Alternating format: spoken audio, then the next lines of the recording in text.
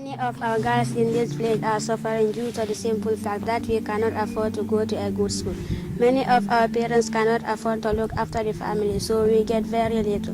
We need your help. We would like to build a girls' school so that we have fighting chance and we can try to build our future. And don't forget to donate, guys. I'm collecting for a girls' school in Gambia. The fatalities in the UK have become the highest in Europe. Despite this, Boris is being forced to reopen the country, and even government advisors are not following the lockdown rules. Assalamu alaikum, guys, and welcome to another episode of Smart to Jannah. Smart to Jannah. Amongst the hustle and the bustle of the soil, Allah has allowed a seed to flourish, and that seed is, of course, the call to prayer, which has been allowed in northeast London. Yeah, that's right. 9 mosques that are part of the Waltham Forest Borough have been given permission to give one call of prayer per day between each of the mosques.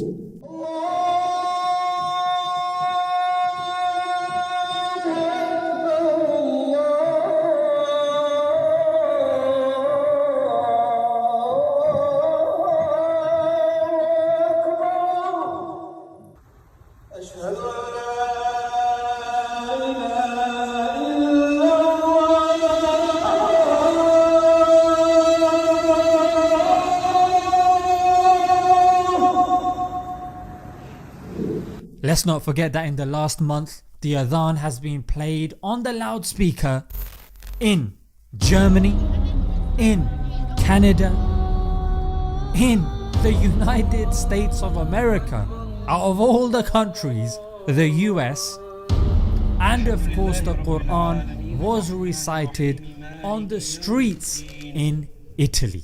Now there's 2 main points that comes to mind when I hear such inspirational and game-changing stories like this. The first actually being a dua, and that's for our elders. May Allah bless our elders who initially came to this country, persevered through the racism, through the Islamophobia, just so we may have a better and more comfortable future. And let me add a small bit of trivia as well. In 1948, according to the British Nationality Act, these people were actually invited into the country.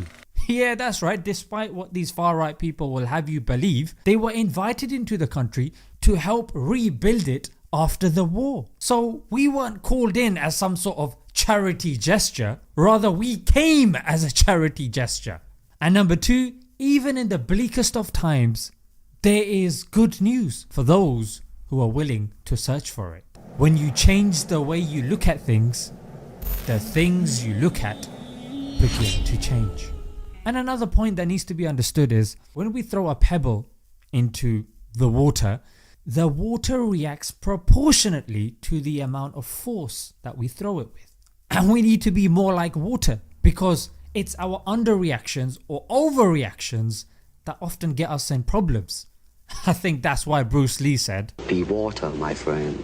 And often it is not our fault, it's the media. It gives us constant stream of negativity, and that can either cause us to do something silly and unwarranted, or it can make us despondent and lazy and think, you know what, what's the point?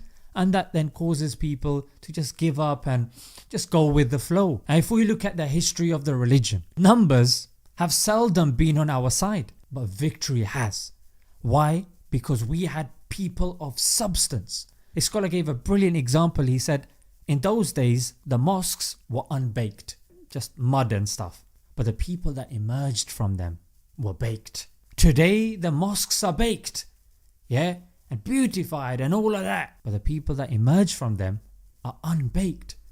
We have 1.8 billion people, but yet we're being disgraced the way we are. In those days there were 313 companions against an army of 1,000. And that's why these brothers that have become motivated in this time that people are becoming demotivated. May Allah bless him for helping to revive or attempting to revive the ummah, because ultimately guys, the choice comes down to us. Life is the C between B and D. B being birth, D being death, and the C is choice, and that's what it comes down to in the end. MashaAllah, we're at home now, Ramadan, lockdown, it's showing that we can be more introspective, we can spend time with our family, we can wake up for the prayers. We blame circumstance when in reality we should be blaming ourselves. Yeah, it's the choice that we make, the situations that we put ourselves in. You may not be able to do something grand as getting the adhan done in your area, but you might just be able to start a blog because you might be good at writing. You might just want to start a podcast. You might just want to upload a few videos. Yeah, who knows? As long as your intention is sincere, Allah can take something so small and seemingly insignificant of yours and make it something powerful and effective. So may Allah give us the reality of what has been said. May Allah bless our community leaders who are at the forefront making such amazing inspirational changes happen. Alright guys, I'm going to leave it there. Until next time. Assalamu alaikum.